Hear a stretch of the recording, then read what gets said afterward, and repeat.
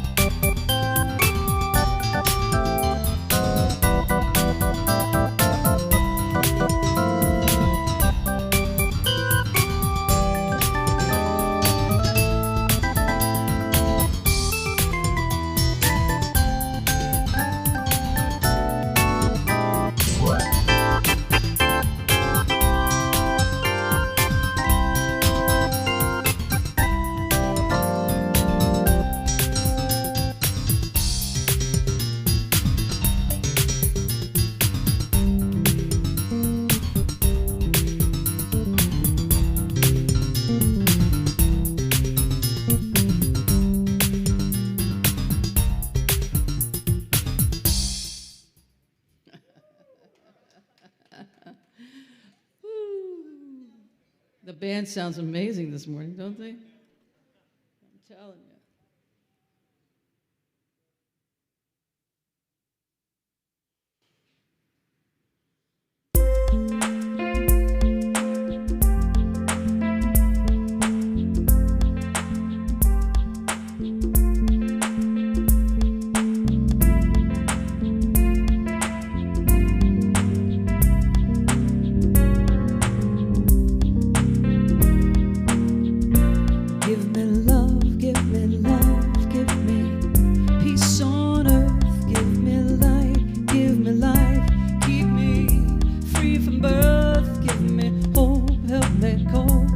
This heavy load, trying to touch and reach you with heart and soul.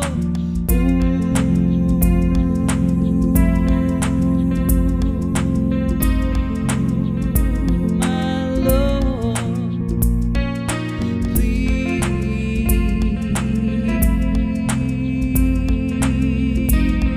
take hold of my hand, that I might understand you.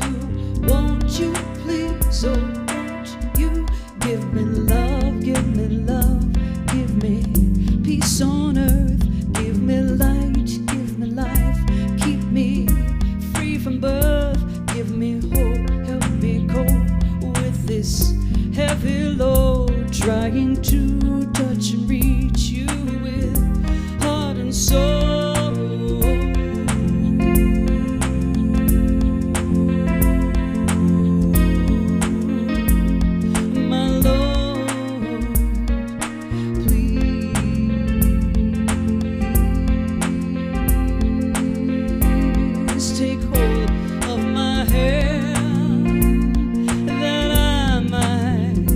Understand you, won't you please, oh won't you give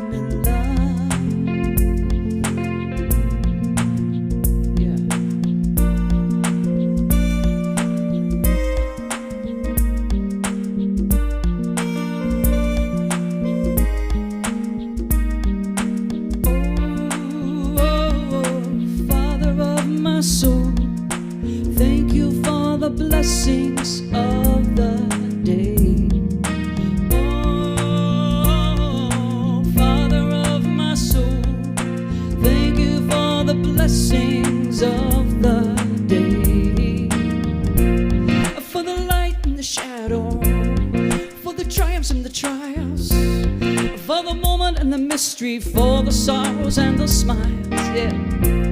For the peace and the conflict, for the silence and the song, for the calm and confusion, for the winter and the warm.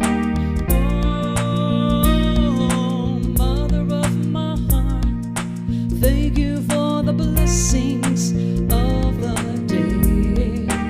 Oh, mother of my heart, thank you for the blessings of the day.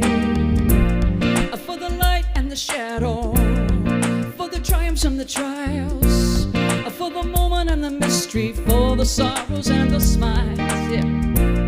For the moment and the conflict, for the silence and the song, for the calm and confusion, for the winter and the warm.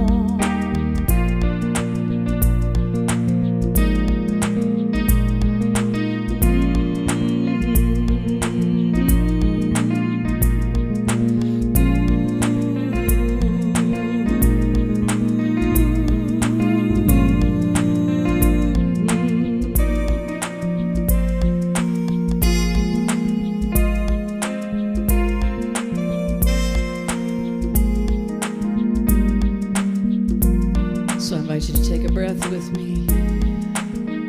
The season of winter and wonder, the imagery of the manger.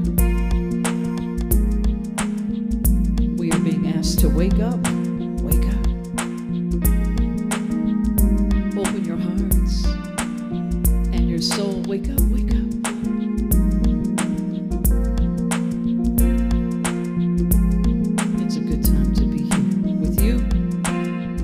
Our online viewers, good morning.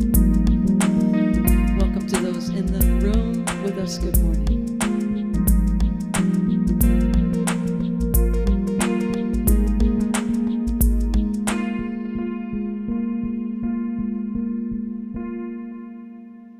Good morning, Rachel. We invite you to sing with us. Yes, yes, please, everyone.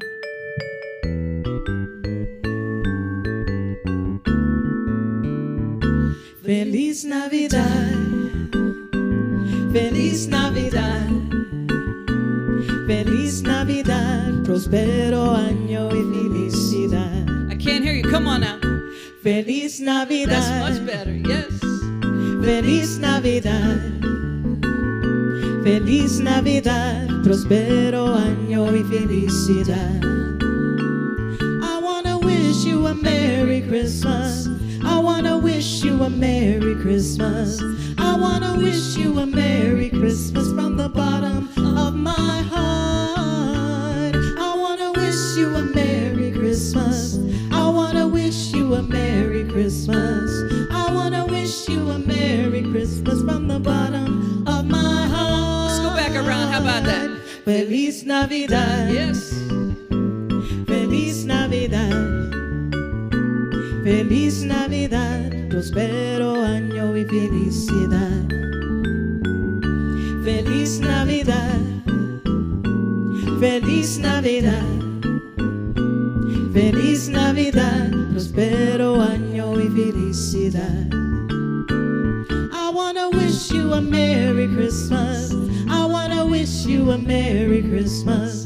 I wanna wish you a Merry Christmas from the bottom of my heart. I wanna wish you a Merry Christmas. I wanna wish you a Merry Christmas. I wanna wish you a Merry Christmas from the bottom of my heart. Way to go, Rachel. I love that. Yes. Please stand. Stand in spirit if you're at home. Yes. There is a space in my heart where I can find the truth. I find me in you, a truth beyond what we may see now. But when we are one, we bring more good about. No matter who or what you call yourself or where you come from. There is a place in this world with open arms right now. Welcome to love, welcome to peace, welcome to our community. Be who you are, let your light shine. We're so much more when we unite. You are welcome here. You are welcome here. See with new eyes, allow it to unfold, embrace and let go. Trust the flow. There's a freedom and love when you follow your heart. Together we are stronger than we could ever be apart. No matter who or what you call yourself, or where you come from, yeah. There is a place in this world with open arms right now. Yeah. Welcome to love, welcome to peace, welcome to our community. Be who you are, let your light shine. We're so much more when we unite. You are welcome here. You are welcome here. Breathe in and out. Slowly feel all that's around. All that you feel, all that you know. Let it go. Welcome to love, welcome to peace, welcome to our community. Be who you are, let your light shine. We're so much more when we unite. You are welcome here. Love is welcome here. Peace is welcome here. You are welcome here. Good morning, everyone. Please be seated. Good morning, good morning. Welcome, everyone. How are you this morning? Good morning. My name is Karen Ratz, and I proudly serve at the Spiritual Living Center of Atlanta as a practitioner and right now as the board president. So we have, thank you. We have a lot of people in the house today. Reverend Dr. David Alexander is here. Idella Veal is here. Penelope Williams is here. Thank you, Rachel Cooper, for singing. So we are a center that educates and engages the seeker on their spiritual path.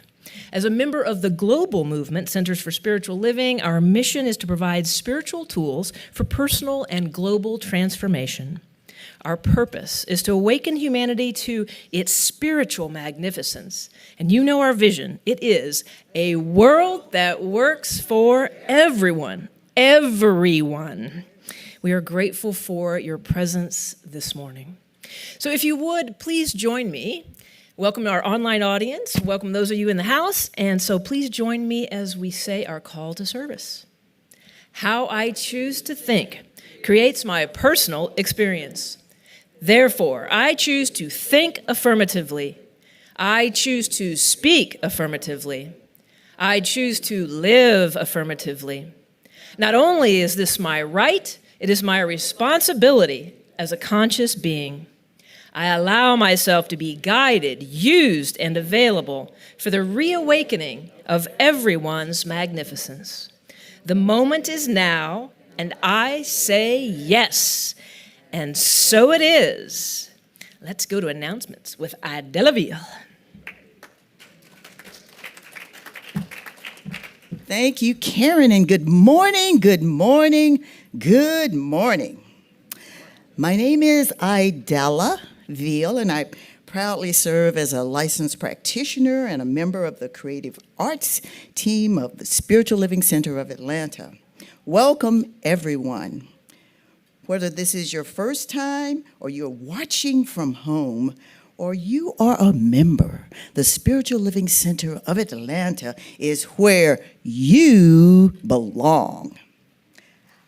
I'm excited to tell you about opportunities to connect, grow, serve, and give at our center.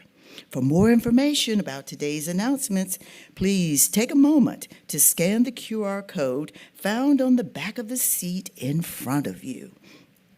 We would like to thank each of you that faithfully gives to the Spiritual Living Center of Atlanta.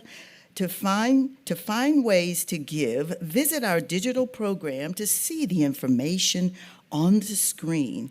We will do our grateful giving later in the service.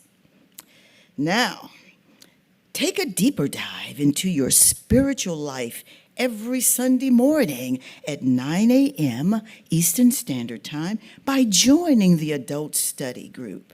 This opportunity is offered both in person and via Zoom. Living the Science of Mind with Reverend Susan Zoller is held every Wednesday starting at 7 p.m. So whether you have been in this teaching for years or you're just beginning your journey, this gathering is for you as we grow together by applying the teaching to our daily living. This opportunity will be offered only via Zoom. Register now for an incredibly special intention-setting workshop offered by our one and only Reverend David Alexander on January the 3rd, 2022 at 6:30. Order your workbooks and your notebooks while supplies last for this class, either after service today or online. To register for each of these opportunities, please visit our website at slca.com or scan the QR code in the lobby after service. Please note that SLCA will not have in-person service on December the 26th. We will, however, have a special service that you do not want to miss. That morning, starting at 10:30 a.m. Eastern Standard Time via our Facebook page and YouTube channel. Plan now to join us in person on January the 2nd for our annual White Stone and Burning Bowl ceremony as we release 2021 and set our intention for 2022. Practitioners are available this morning for prayer after service, both in person and online chat. If you wish to receive affirmative prayer, our online practitioner will provide their email so you can arrange a time. For in-person treatment, our practitioners will be found after service on both sides of our room here. So thank you for joining us this morning. Merry Christmas and happy holidays to you.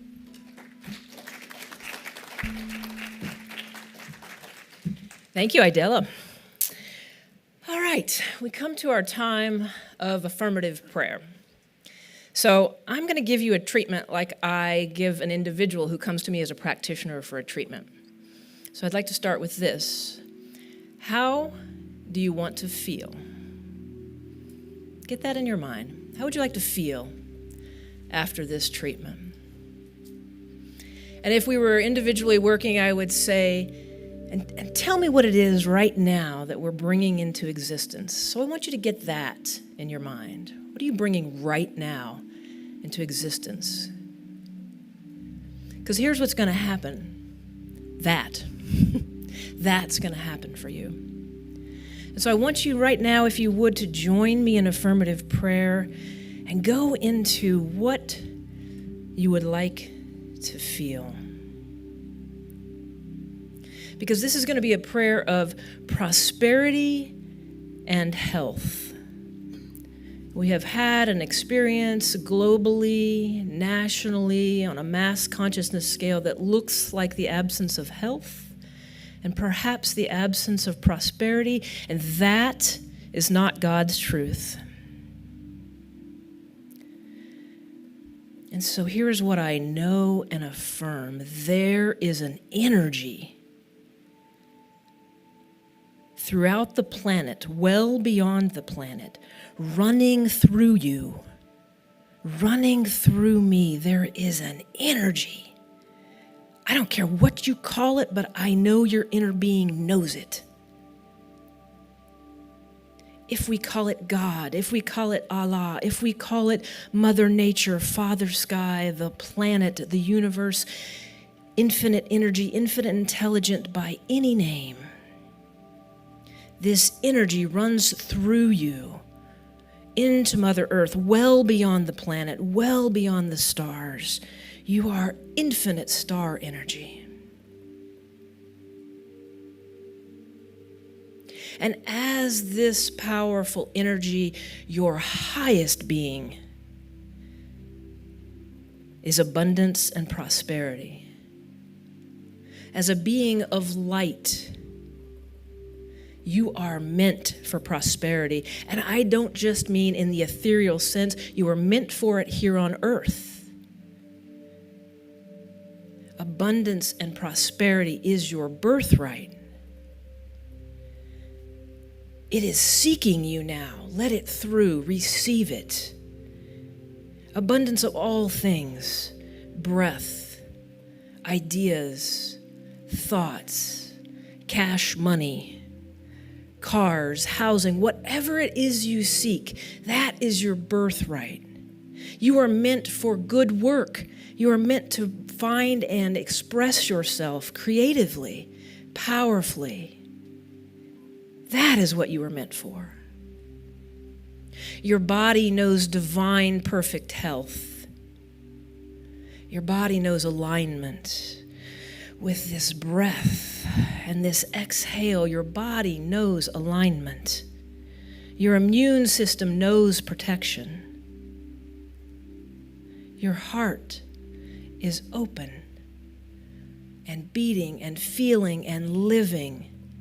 Your inner being knows that you are an eternal soul and cannot be killed, cannot be ended.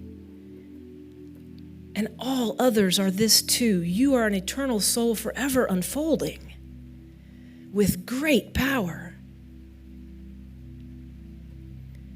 And so I wrap you now in the feeling that you chose. This is your truth. This is your now and your unfoldment. And I'm so grateful. I'm grateful for your God presence, for being here on this planet. We need you. I am grateful. Thank you for your laughter and your humor and your kindness and your love and your willingness. Thank you. Thank you for your forgiveness.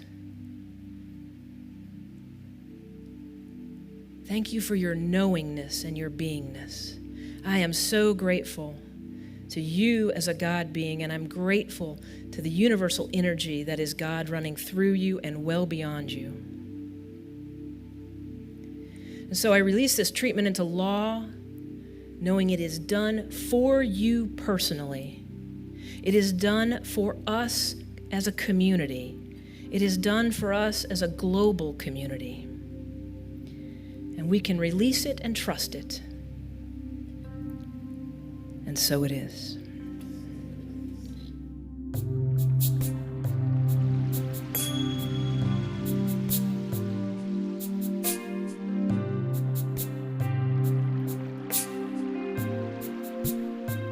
With every prayer, I breathe the heart of God.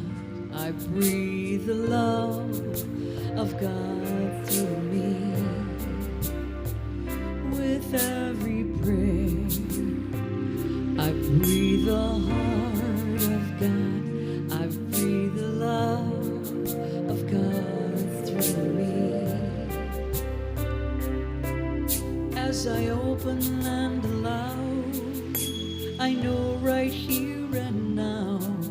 I create a world where wonders never cease.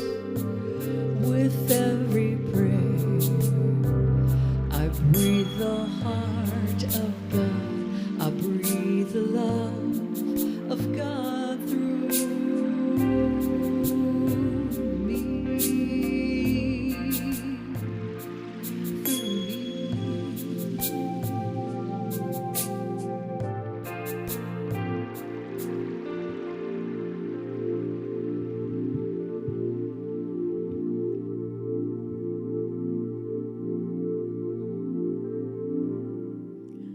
Good morning, everyone.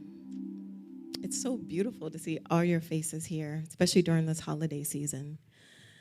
This next song that I'm going to sing is a song that I feel like all of us could use in some part. It's titled Extraordinary Being. The artist's name is Emily Sande. And the words of the song really speak to the truth of who we are. And so especially during this season when things are so hectic and we may be feeling not quite ourselves or not quite enough, I hope that you can receive this and recognize that you are exactly what God imagined.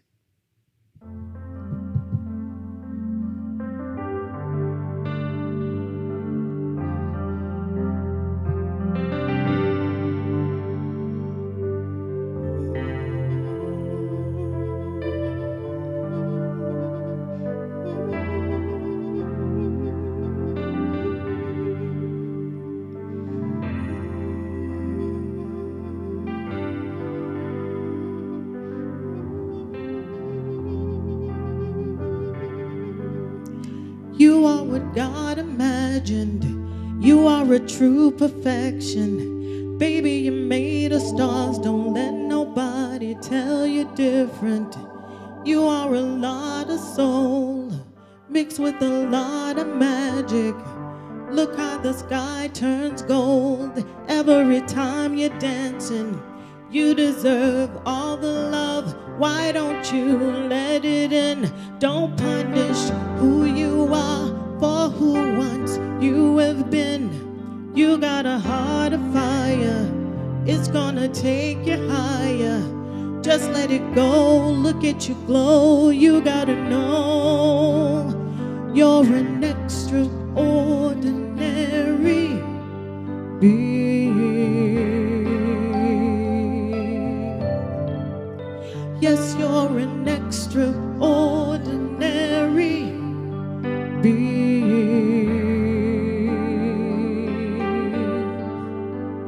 See, your anatomy is made up of those before you. Gold is your history. You're standing upon their shoulders. I see how you're shining now. Getting too high for cowards. Look how you're flying now. Check out your superpowers. You deserve peace of mind. You deserve all the laughter. You are one of a kind. You deserve happy ever after. Oh, how the skies are changing. Look how the tides are changing. You gotta see, you gotta be, gotta believe that you're an extraordinary being. Yes, you're an extraordinary being. That's right. Yes, you're an extraordinary being. Yes, you're an extraordinary being. It's not your fault that you're magic. Baby, look, you're fantastic. Endless love like the ocean. Sing your song and be certain. If the world kicks you to zero, spread your wings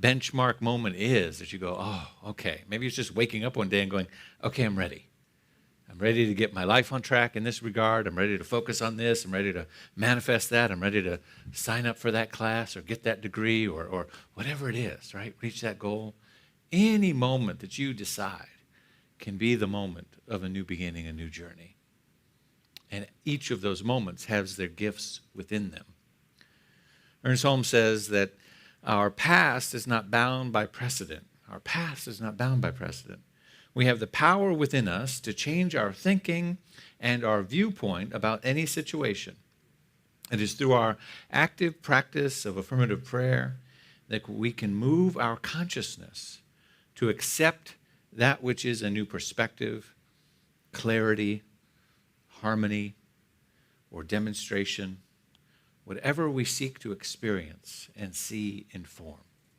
It is through affirmative prayer that we move our consciousness to accept that new perspective, that new clarity, that new harmony, that demonstration, whatever it is that we seek to experience and see in form. And we have the power to do that at any moment. And I love this moment of the season of Christmas to focus on it because it just, there's all the symbology around it. Closing of the year, the changing of the seasons, the darkness into welcoming back the light, all of those metaphors are beautiful. And I think the gospel writers did too. And so I want to focus a little bit on a little bit of what we get from some passages from Luke, from the Gospel of Luke, who is, we talked a little bit about it last week, who is the first gospel writer to kind of give a complete history and narrative, like from birth all the way through, like the whole thing. And context-wise, we'll just do a little, a little explanation, background, context building here for Luke. I know you didn't sign up for a Bible class this morning, but hang with me. It's relative, right? Because I don't like to give Scripture for the sake of it. I like to give it in context of what was written, when it was written, to who or to whom, and how that relates to our context now, because that's what actually makes it come alive. That's what makes it relevant to repeat at all anyway. And so the context that Luke is writing in, his audience is a mixed audience. It's Jews, it's Gentiles, although primarily Gentiles, because by this time, which is like, we think 75, 80, 85 AD, Jews have more or less begun rejecting the movement called Christianity. But prior to that, it was Christians and Jesus. They were really, I like to use this phrase, they were really New Thought Jews, right? They understood the law. They appreciated the law, but Jesus said, I'm here to fulfill the law. I'm not here to neglect it or to mistreat it, but I'm here to go beyond that and to demonstrate something more, right? To transcend and include. So they were really, he was a New Thought thinker in a Jewish context, in a Jewish world. For years, I used the term New Thought Christian to define myself. And then the more I studied, the more I learned, I went, oh, no, I'm really a New Thought Jew. That's so cool. I love that, because that's really what Jesus was. But by this time, by 80 AD or so, right, there's the destruction of the temple in 70 AD, and the Romans are kind of using the Christian movement to put a lot of the blame on and bad marketing and say, oh, it's their fault, when actually they were the ones that lit the fire. But anyway, so there's all that kind of stuff going on, right? And so the Christians are becoming the scapegoats. I said last week the families were divorcing each other. It was like, no, we're sticking with the old school Jewish thought, and you're doing this new thing, and so we can't hang out together anymore. You can't come over for supper. It's really causing problems. And so that's the background, that's the context into which Luke writes. And so Luke's writing, and he's doing a couple of different things. One, he's writing a very inclusive message. He's seeking to be a bridge builder. What Luke is trying to say is, this is for everybody. Right? Yes, it's for Gentiles. They're the ones that are most readily absorbing the message. But he's very careful, right, in the narrative to say that Jesus comes from the house of David, right, to give a lineage that ties back. So he wants the Jews to understand, this is your guy. He comes from your tree. Right? He comes from this. Here it is. Let me tell you. Let me explain it to you. So he's trying to include them as well. And he's also doing something very interesting to any ears or readers from, that would come along and read it or hear the stories from the Roman Empire. Because he's also trying to say to them, just calm down a little bit. We're not the ones to blame. Right? He's actually trying to say, this Jesus guy and this group of people that follow him, we're not the radical rebel-rousers that you've been taught that we are. Right? We're law-abiding citizens. And this Jesus guy, he's a moral guy. He loves his family. He loves, and the stories are all about forgiveness and, the prodigal son and healing and doing good works and charity. And, it's none of the table tipping, burning down the empire kind of stuff. Luke kind of tries to avoid that, right? Because he knows the Roman Empire is hearing these stories. But he does something very subtle and kind of subversive within the text as well. And that's relevant to where I want to go with it today in terms of understanding the gifts within a new journey. So while Luke is working really hard to write something that everyone can read and find some value in, he's working really hard to kind of be inclusive. He's also laying the groundwork for the continuation because he knows what he's adopted and what he's heard and what the other ears, Jewish, Gentile, and Roman, have heard up until that point, which has been about the table-tipping, rebel-rousing guy who was arrested for breaking the law and all of that stuff, right?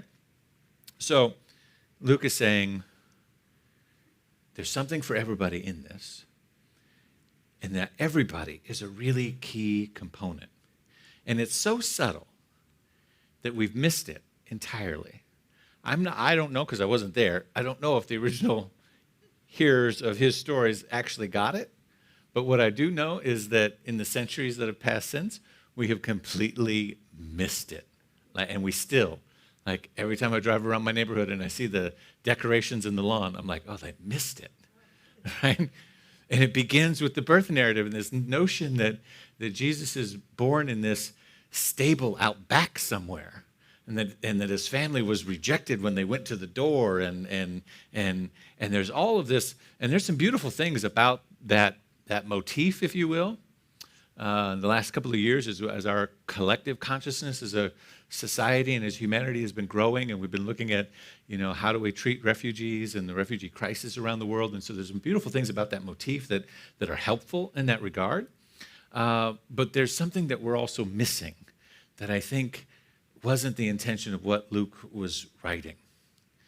There is a perspective. If we go back, we look at the Arabic words used, we look at the context and the history that's happening.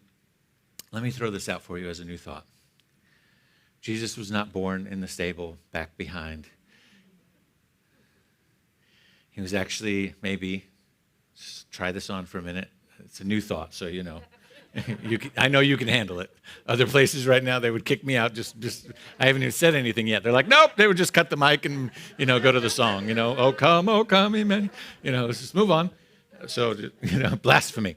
Just hold on here for a second. Maybe he was actually born in the house. Watch. The scripture tells us that there was no room in the guest house. The word that's used, let's see, I have it written down here somewhere. Anyway, the word that's used, there it is, kataluma, is often mistranslated as the inn, but actually means the guest room. The kataluma is the guest room. There's another word that means an inn, like a place where strangers, hotel, what we would call a hotel, an extended stay. Here we are behind the extended stay. How about that? See how those metaphors just kind of take on a life of their own and people do what they want with them? Yeah, so this is what happened over the last 2,000 years. But the actual word means guest house, right? And right there in Young's literal translation, concordance of the Bible, which I know you all have a copy of, the term actually means guest chamber, right? And so the translation is, and she brought forth her son, her firstborn, which is another very important thing, but we're not going to get there today because there's got to be somebody else if there's the firstborn. And wrapped him up and laid him down in the manger because there was no room for them or no place for them in the guest chamber, kataluma, the guest chamber. There was no place because the guest chamber was already filled due to the census. And everybody's traveling, and they're going back to Bethlehem, those that are from that area. And so the traditional Palestinian house would have, if you were wealthy, you would have a guest house on the backside where guests would stay, right? But if you were a peasant family, then you would have a single, kind of a ranch house, single room, and it would have, in the center of the room, it would have a trough or a dip, like a lower step. It wouldn't be bricks and mud, it would be mud or whatever packed down, but there would be this indention, if you will. What would you call that in a ranch house? Real estate agents, a sunken living room. Okay, right? But it would be filled with hay and whatnot, and the family would stay actually in little rafters above that. Okay, so when it says there's no room in the guest house, it first of all, what we understand is that they weren't rejected as much as they were going somewhere. Luke's trying to say Jesus is from this place that connects with this lineage of Jewish folks. He's going to the house of David. He's from the house of David, so he's going to family. He's going to friends. He's going to aunts and uncles or cousins or somebody that he's connected to, right? Joseph says, I know where to go. Follow me, right?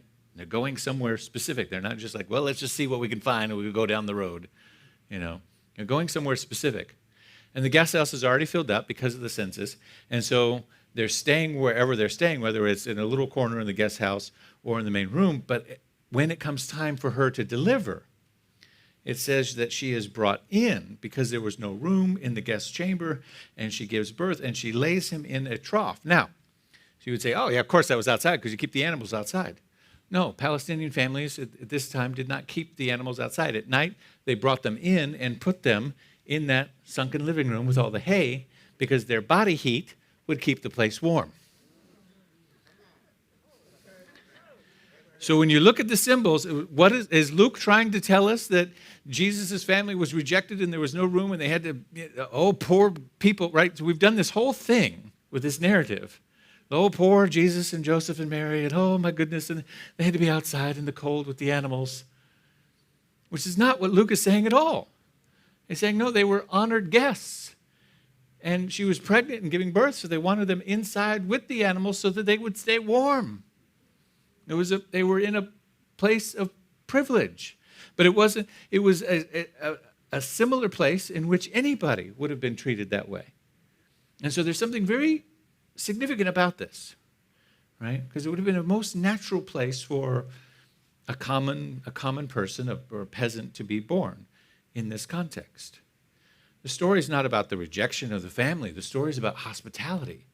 The story is about, while we rush about under the weight of our daily challenges and agendas and hanging up Christmas lights and getting presents and doing all of our things, right, that there's a place for us. And Luke is actually saying, while he's trying to downplay with the Romans, okay, this guy's not the rebel rouser, don't blame us for everything, don't burn us at the stake, don't, do all these things, right? So he's trying to downplay that because that's been the message of the gospel writers before him. So he's trying to tamper that down a little bit, but he's also trying to say to the Gentiles, this guy is just like you. And he's trying to say to the Jews, this guy is from your family and from your tree. And his birth is not extraordinary. His birth is rather common, just like you and me. And in that, there is this subtle seed planted of subversiveness. Because while he says to, watch this now, watch the turn. Because while he's saying to the Roman Empire, don't get too excited, don't come after us, this guy is a good moral person, right, etc., a good citizen, right? He's also saying to all of the followers that if you're going to make room for this guy, if you're going to follow him, if you're going to, Luke can't take back everything that's been said before. Luke can't take back what the other authors are saying. Luke can't take back what other people's experiences are and what the other stories are about the table turning, about the rebel rousing, about the destruction of empire. He knows he can't do that, but he knows his particular context is a bit of a scary one, so he's trying to downplay that a little bit, but he's not trying to eliminate it. He's just trying to downplay it to his audience. But then he says to the followers, if you're going to go about this business, being a follower of this person, being on this path, being on this spiritual journey. It's not about all that external change and all of that flashy lights and all of the external stuff. It's actually about making room in your heart. It's actually about the love. It's actually about the forgiveness. It's actually about the everyday acts of kindness. It's actually about how we be with each other, even in the context of a world in which we might say that the empire needs to come down, or that this needs to change, or that needs to change. But how we're going to do it is through love and through forgiveness and through everyday acts and how we show up and compassion, right? And Luke is saying, one, that's how it's going to happen. And then secondly, he's saying, don't wait for somebody else to come and do it. The birth narrative is saying, no, you actually got to make room in your own house. Not out back, right? No. All that out back stuff, you all got it wrong. You missed the point entirely. Now you got to bring it in. Bring it right into the living room. Bring it right into the heart. Bring it right into the warm place. Bring it right into the center of the story, right into the place of honor, and give birth to it there. Because if you don't give birth to it there, it's not going to go anywhere. It's going to be regulated to exceptionality, right? But no, Luke is saying, no, it's right there. It's right there in a common place you all know is very familiar. Make room there. Oh, Luke is sneaky, right? You see that? See how he kind of downplays with the Roman Empire? He kind of includes the Gentiles and includes the Jewish audience, and then he tells everybody, it's right here. And if you just make room right here, actually what he's telling the Roman Empire is, you can't stop this. You can arrest a rebel rouser. You can put on trial somebody who's broken the law. You can anybody who's getting too much attention or do whatever, you can take care of that. But if everybody makes room in their heart for love and forgiveness and for compassion and for treating each other with civility, for all of these things, you can't stop that movement. You can't stop it because it becomes a movement of consciousness. It's not just moving in your heart, it's moving in your mind, it's moving in your whole being, it's moving in your whole presence. And so Luke is very subtly kind of, while he's diverting, kind of giving a red herring to the Roman Empire, he's also slapping them in the face a little bit. He's like, you're not going to be able to touch this, because this is actually being born in every heart, in every home, in every place that is open to it. And there's no way that you could tamp down that. Go ahead and try. But the cat's already out of the bag. So the peace and the justice and the transformation that he knows people already know about the ministry of Jesus is not this calm, tranquil, oh, there wasn't any room, put him in the back kind of thing. No, peace is not the absence of conflict, but peace is the presence of something. Peace is the presence of justice. Peace is the presence of a heart transformed that changes the world, that creates a world that works for everyone because they make a table that makes room for everyone. Peace and justice is the kind of heart space that not only makes room at the table, but demonstrates love and compassion and charity and forgiveness in all that they do. And that kind of peace that gets announced by choirs of angels, is a messy and conflicting peace. It means weighing into division and demanding a reckoning for every way in which we have diverged from the requirement of love to our neighbor. Right?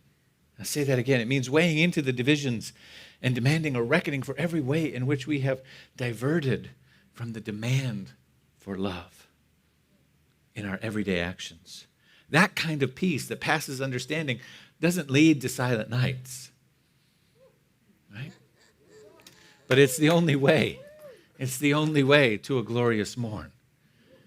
It's a cry that changes the world because it comes from within, because we no longer expect someone outside to fix it. Luke says, don't look for somebody outside to fix it.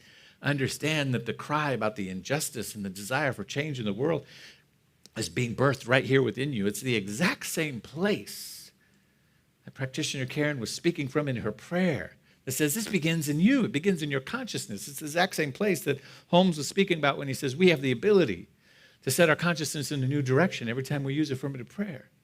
We have the ability to put our mind to something to say that this is the way it's going to be. I'm open and receptive to the possibilities of my prosperity, the possibilities of my good, the possibilities of my love, the possibilities of forgiveness and transformation, not only in my heart and my mind and my daily interactions, but in the world at large. I see that and I accept it. And I'm not looking for someone outside to fix it. I'm making room inside of me to fix it. That kind of peace is the change that's coming, right? And Luke is saying, once you awaken that, you can't stop it. We are, and Luke's audience was, in his invitation, I believe, like secret operatives of peace, right? A peace that was meant to disturb the focus on fear and division and prejudice and racism and classism and sexism that all lived in his day. And the story that he's telling is a parabolic metaphor. The birth narrative reads like an operative mission to upset the status quo, a conspiracy plot, the kind that maybe we could get our arms around, right? A long time ago in a land far away, Galilee, a conspiracy plot was seeded, set upon upsetting the ruling class from their elite positions of power and control and returning to peace and justice for all, a world that works for everyone. But that power would fight back, and they would seek out the focal point of the insurgents and seek to snuff it out. They would make examples of what they considered public enemy number one in hopes to squash this rebel class. But the rebel class would fight back and say, no, this is going to be born in all of us. And it's going to be born again and again and again and again. It begins to sound a little bit like Star Wars, doesn't it? Right? You know, Joseph Campbell. You know, it's only one myth story, and they've all used it, right? It's just the same thing over and over again. And so we like to think of Jesus as this precious newborn baby at this time of year. But it's a parabolic metaphor that this thing that we make room for has the capacity to change the world. But it's up to us to make the room. It's up to us to invite it in. It's up to us to make the space, right? And when you put it all together, what you get is a story that says you can't snuff out the truth. You can't suppress your own divinity or mine or anybody else's. Ultimately, integrity and the wholeness of the universe cannot be violated or destroyed. Everything returns to it. But in order for this operative mission to be successful, those who take it on must guard against one fatal flaw. And that is they must care more about the mission of embodying the message than they do about the label they receive for doing so. That's the Achilles heel of the whole thing, right? Because it all sets up like a very triumphant story. Like, well, of course this is going to happen, right? Everybody's going to birth this thing in their heart, and it's just going to take place. But the whole thing begins to fall apart and slip into tribalism and become nothing more than an accentuation of the energy that had already been in play in the universe in the first place, if people begin to care less about actually embodying the message and more about the label that they've given themselves and the exceptionality that they've given themselves for attempting to do so. And so it becomes incumbent upon people who, regardless of the tradition, regardless of the path, regardless of whether you were dipped or dunked or sprinkled, you understand? Like, I spend too much time arguing about those things, right? Regardless of any of those things, right? Those who are willing to take it on as the mind of Christ, willing to take it on as the walk of compassion, willing to take it on as the embodiment of peace, willing to take it on as the activity of forgiveness, willing to take it on as the affirmative power and understanding the power of your word and actualizing it in ways that you know will make a difference in your life. Oh, it's at that place. I don't care what you call them. Those are the ones that are going to make the difference. Those are the ones that are going to shift the world. Those are the ones that are going to change everything. Those are the ones we should be really concerned about because they're the ones that understand their power. This journey is for everyone, and we have to bring or accept the gift of it into our heart in order to begin that new journey. So this season, this week, you have the opportunity to do that in your own way, in your meditative practice, to look at, what does this mean for me? What would it look like to give birth to the presence of peace? What would it look like to welcome the gift of transformation? What would it look like to understand the power of my word? How would my day shift? How would my work, my relationships, all the places where I show up in the world, what would shift? What would be different about those things? When you ask those questions in spiritual discernment and in earnest ability to receive the answer, then you put yourself on a path of complete and utter transformation. You put yourself on a path of being the light of the world. You don't have to start a foundation and change everything with a bunch of money or anything like that. Now, if that's your path and you got those resources, by all means, please, right? But it's not about those things. It's about the inner work. It's about, what am I dedicated to today? Can I be the Christ light at the drive-through window, at the restaurant, when I walk in my house, when I'm engaging with that person, when I'm watching that story or hearing about those people, right? Can I be the light there? And if the answer is yes, then the world becomes a brighter place. You receive the gift. Not only are you transformed, but everyone else around you is transformed. And that's why, see, as I say this, there's something inside of you that knows the truth of that. And that's the reason, regardless of the fact that we've missed the point of Luke and we've gotten the story so terribly mistranslated and people have cared more about the label than the actual embodiment of the action. But yet, in the midst of all of that messiness, humanity returns to the altar of this moment over and over and over again, because there's something transcendent inside of you that knows the truth of what I'm speaking. It knows it innately. It's like a honing beacon inside of you that's trying to go home. Welcome it home this season. Welcome it into your heart. Allow yourself to be moved, shifted and changed in subtle ways so that your light shines a little brighter. And in doing so, so does the world. Thank you all. Peace and blessings.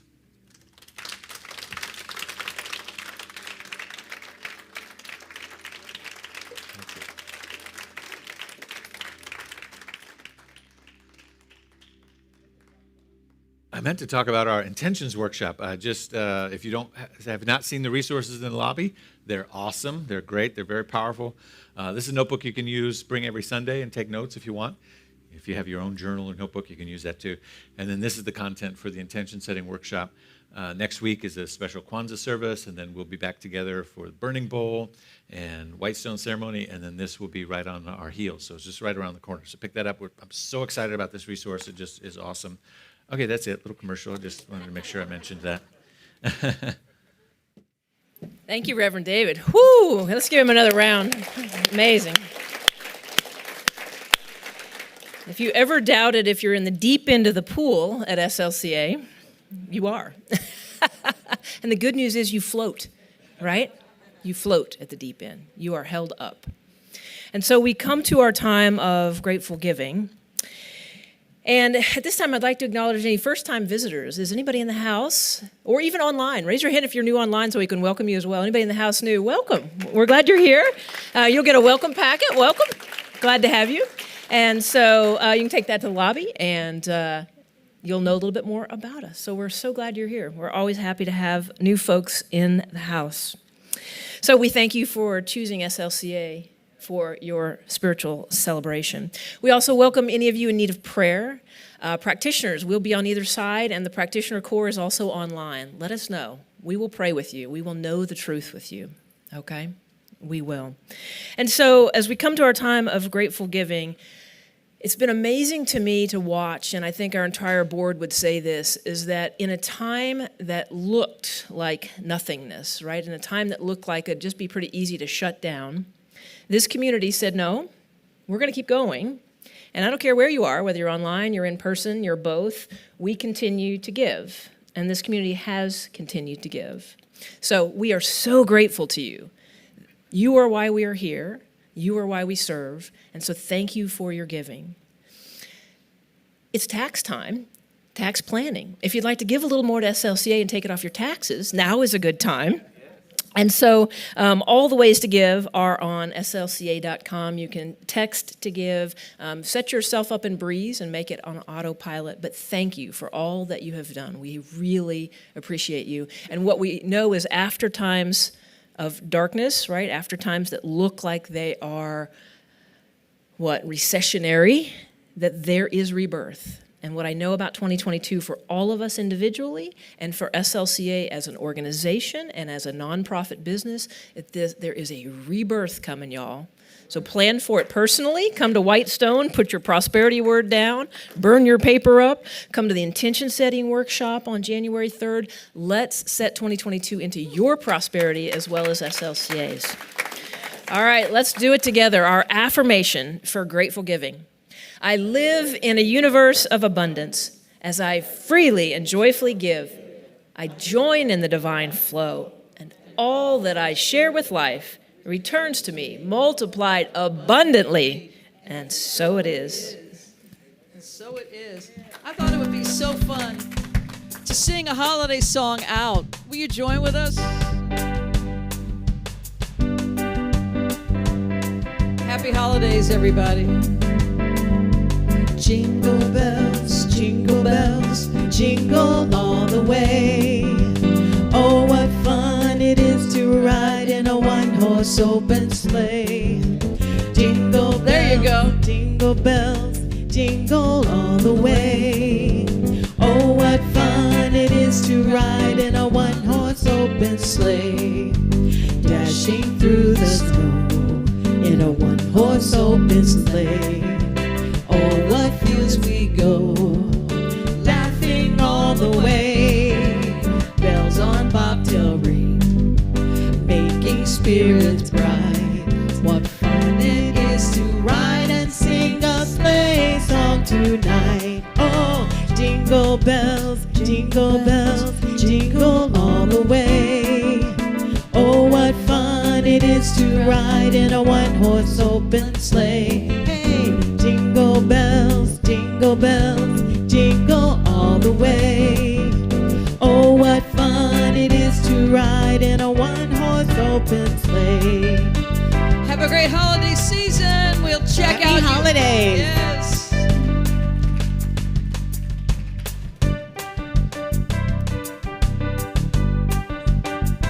We hope to see you online next week.